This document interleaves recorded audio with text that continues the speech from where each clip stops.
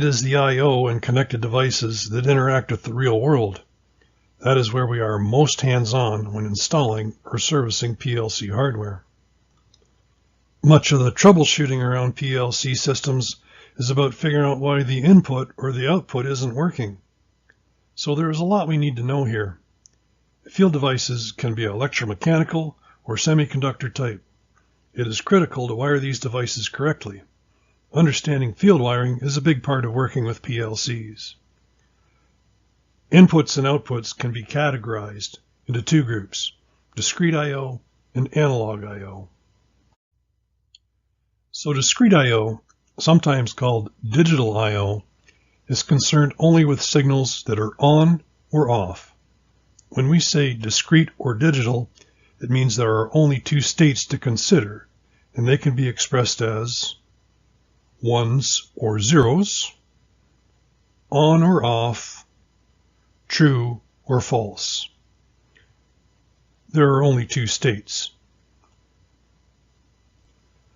So the relationship between the on and off states in the real world and how that registers in PLC memory can be broken down like this. As far as inputs are concerned, we can make these statements. A discrete input connected to a PLC that is in the off state in the real world will present a 0 to the PLC memory. A discrete input connected to a PLC that is in the on state in the real world will present a 1 to the PLC memory. We can make similar statements for outputs. A discrete output connected to a PLC defined as 0 in memory will be in the off state in the real world. A discrete output connected to a PLC defined as 1 in memory will be an on state in the real world. Devices that are wired to discrete inputs like push buttons, toggle switches, relay contacts, or proximity switches are all switching devices. These switching devices, when connected properly to the PLC, form electric circuits.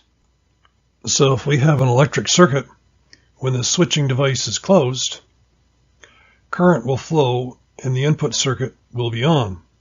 Based on our statement from the previous slide, we know the PLC will logically interpret this as 1 in memory.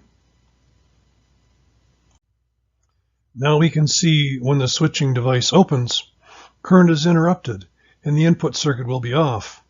Based on our statement from the previous slide, we know the PLC will logically interpret this as 0 in memory. It is important to pay attention to the specifications of the PLC inputs that you are wiring your devices to. Input modules come in different types.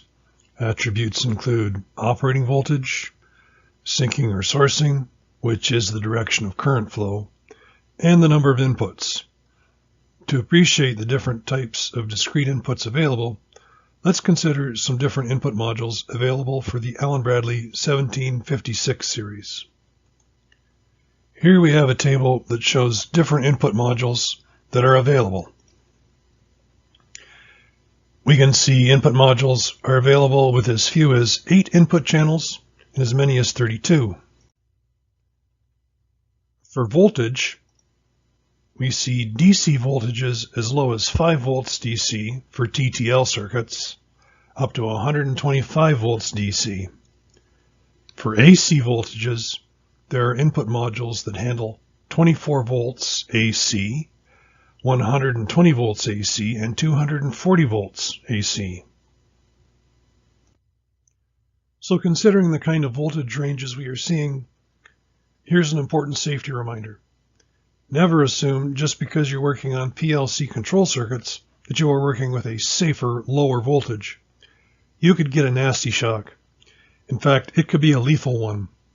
Make sure you understand important details about the equipment you're working on, including the control voltages.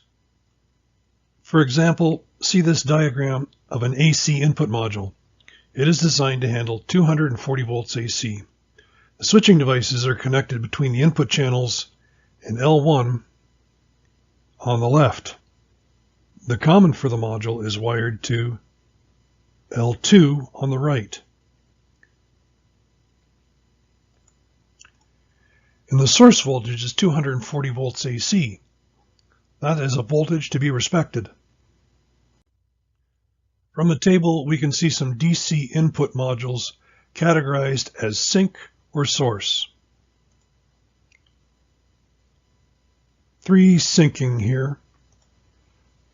One with 16 inputs, one with 32 inputs, and one for 48 volts. And 2 sourcing here. One with 16 inputs, and one with 32. To connect devices to DC inputs correctly, we need to understand the concept of sinking and sourcing. The difference between the two is the direction of current flow. So if we are going to discuss the direction of current flow, let's establish we are talking about conventional current flow.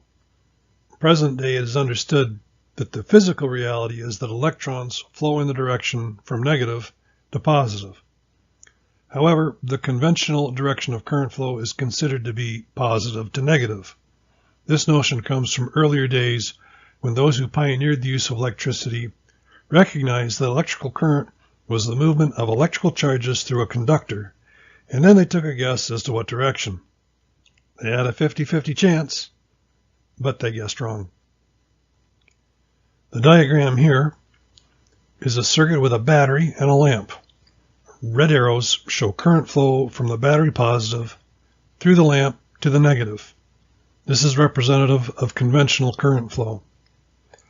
Our explanation of sinking and sourcing will be based on conventional current flow, where the positive potential is considered the source and the negative potential is considered the sink.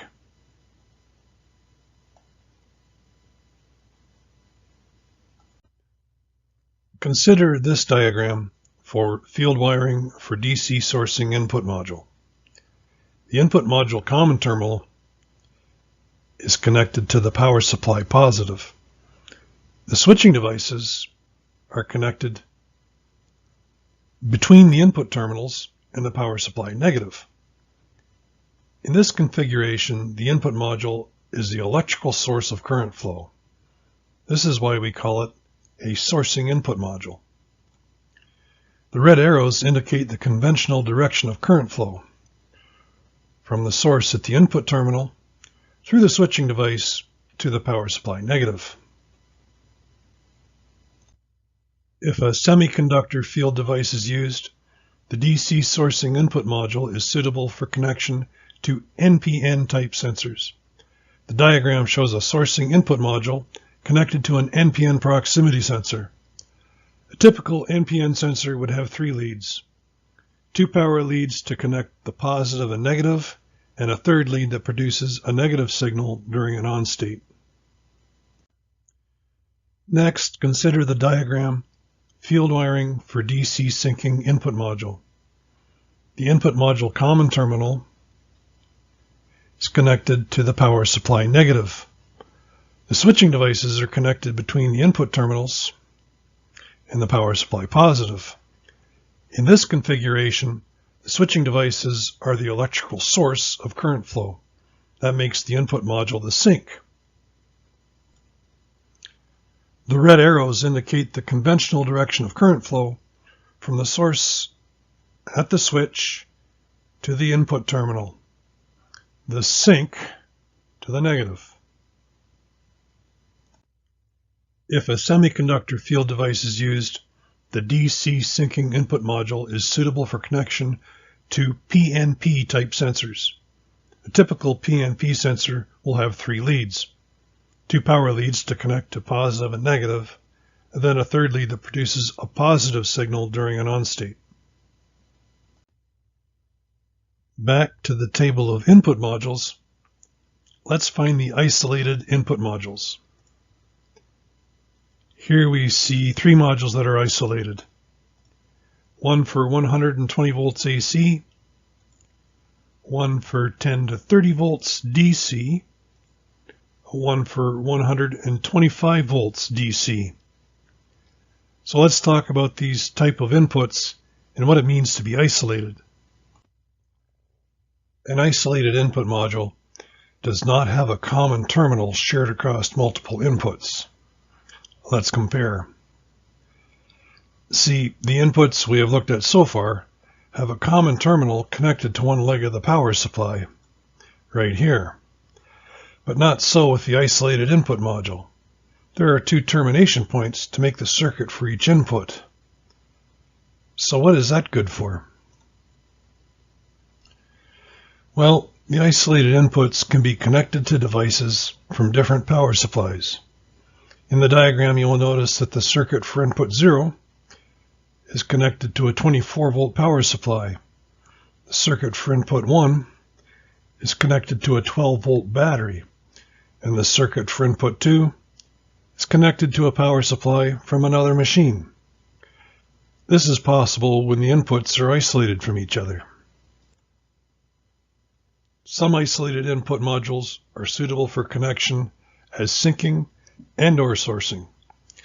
In the diagram, input 0 and input 1 are wired as syncing inputs, with the switching devices connected between the power supply positive and the input terminal. Input 2 is wired as sourcing, with the switching device connected between the input terminal and the power supply negative.